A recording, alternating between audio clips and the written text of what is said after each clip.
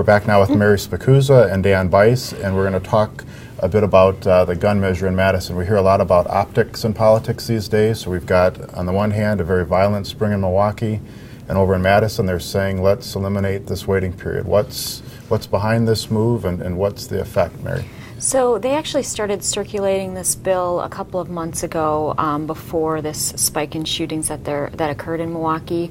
But basically, Republican lawmakers are calling this a time tax, saying someone who wants to buy a gun from a federally licensed dealer has to wait 48 hours from the time they want to purchase it, and they go in, and then they have to go back to the store or wherever they're buying it. So they're saying this is a tax on their time, that background checks now are much faster than they used to be. They typically take often about an hour or so, and that they're saying now this time tax, this 48-hour waiting period, is obsolete, and it should be more instantaneous, like as soon as the background check. Well, there's clearly a political element too. The representatives of Milwaukee are Democrats, and they don't have control of the Assembly or the Senate.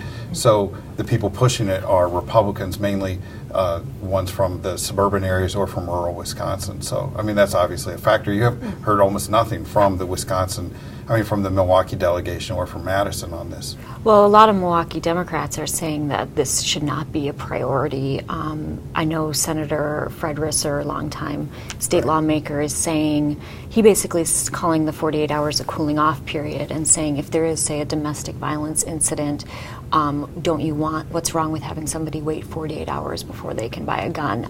Republicans then are saying, well, if there's, say, a woman who's been battered and gets a restraining order, shouldn't she be able to go and buy a gun in case her husband? Isn't this a case, though, where the laws are just haven't kept up with the technology, that it doesn't take 48 hours anymore to do it, and most people aren't going to be going there was a cooling off period too, that if you got angry you could run out and get a gun, and so this would keep you from doing something rash. I mean, that's another element of it. So if this passes, it's almost certain that the governor's going to sign this, right? Right, and it's almost certain to pass because Republicans control both houses. It's already cleared one house, and governor was just talking about this at an NRA event, touting this as something that he supports. So I don't think there's any question that he'll sign it. So there is one other interesting element that's coming out just now, and Jason Stein will be posting a story about this afternoon, and that is, in 1994, the governor had pushed legislation to require, as part of the background check, that you check someone's juvenile record.